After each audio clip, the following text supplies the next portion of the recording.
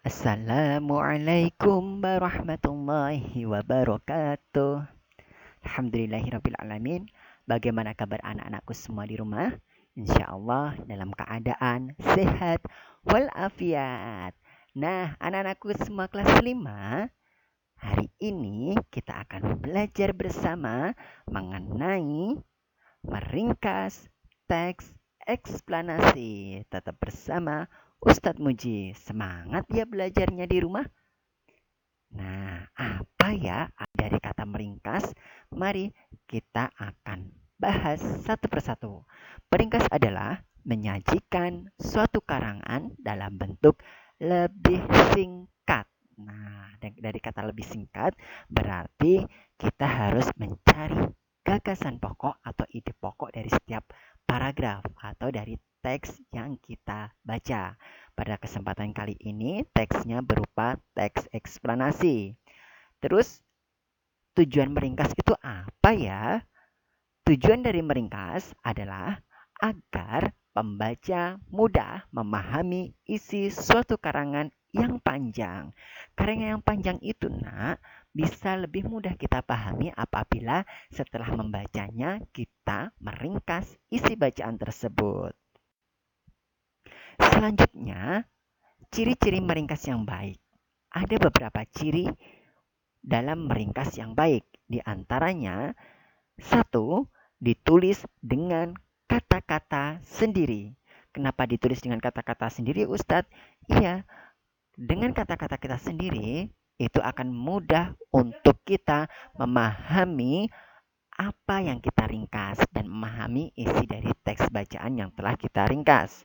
Yang kedua, cirinya bahasanya singkat dan padat, tetapi harus jelas. Singkat, padat, tapi harus jelas ya. Ciri berikutnya, mudah dimengerti orang lain. Nah, karena mudah dimengerti orang lain, berarti bahasa yang kita gunakan harus baku anak-anak, walaupun meringkas, tapi kita tetap menggunakan tata bahasa yang baik, sehingga mudah dimengerti oleh orang lain. Selanjutnya, ciri berikutnya membuat hal-hal pokok saja, tetapi dapat mewakili isi bacaan. Ingat, hal-hal pokok saja. Jadi intinya kita menentukan pokok pikiran dari setiap paragraf dalam teks yang panjang. Nah, kita sudah mengetahui ciri-ciri meringkas yang baik. Selanjutnya, kita akan membahas mengenai langkah-langkah meringkas teks eksplanasi. Apa saja ya langkah-langkahnya? Yang pertama, pastinya kita harus baca dengan cermat keseluruhan teks eksplanasi. Ini kunci yang pertama, Nak. Kalian harus gemar membaca. Karena kenapa? Dengan membaca, informasi dan pengetahuan kita bertambah, dan bertambah lagi. Jadi di sini langkah yang pertama, baca dengan cermat keseluruhan teks eksplanasi. Langkah berikutnya, tandailah gagasan pokok dari setiap paragraf. Ingat, gagasan pokok bisa kita peroleh dari kalimat utama ataupun dari inti sebuah paragraf. Berikutnya, sesuaikan gagasan pokok tersebut menjadi kalimat yang utuh. Jadi, Nak, dari setiap paragraf kita tentukan satu paragraf pokok. Nah, maksud Ustadz gagasan pokok. Gagasan pokok itu bisa kita sedikit tambahi kata sehingga menjadi kalimat yang utuh. Berikutnya, Nak, susunlah kembali kalimat-kalimat tersebut menjadi paragraf yang padu. Dan yang terakhir, cermatilah dan periksalah kembali kalimat-kalimat yang telah dibuat sesuai pedoman ejaan kata baku. Nah, mudah kan langkah-langkah meringkas teks eksplanasi? Berikutnya Ustadz akan berikan contoh cara meringkas dari sebuah paragraf. Perhatikan penggalan paragraf di bawah ini. Berikut contoh menentukan gagasan pokok pada paragraf. Ada sebuah paragraf. Bagaimana panas dapat berpindah? Panas dapat berpindah melalui 3 cara, yaitu konduksi, konveksi, dan radiasi. Konduksi adalah cara perpindahan panas melalui zat perantara seperti benda padat.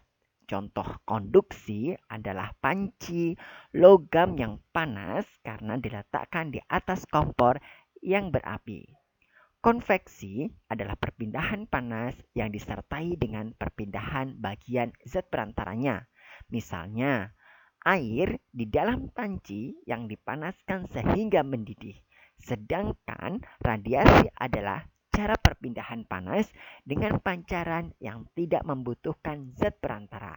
Peristiwa radiasi yang terjadi sehari-hari adalah sinar matahari yang sampai ke bumi dan menghangatkan udara serta makhluk hidup di bumi.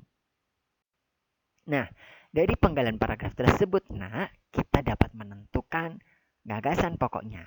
Gagasan pokok dari paragraf tersebut adalah panas dapat berpindah melalui 3 cara, yaitu konduksi, konveksi, dan radiasi. Nah, itulah cara meringkas dari sebuah paragraf. Namun, ingat, teks eksplanasi tidak hanya terdiri dari satu paragraf saja, lebih dari satu paragraf, karena masih ingat kan struktur dari teks eksplanasi itu ada pernyataan umum, deretan penjelas, dan juga interpretasi. Dari 3 ini saja minimalnya harus ada 3 paragraf, itu minimal, berarti bisa lebih dari 3 paragraf. Nah, dari paragraf-paragraf yang ada pada teks eksplanasi itu nanti kita akan mencoba untuk meringkas dengan baik dan benar. Semangat ya belajarnya, nak. Oke, Nana, semangat belajar dan ibadahnya. Tetap jaga kesehatan dan juga patuhi protokol kesehatan. Ustadz akhiri pembelajaran hari ini, semoga bermanfaat.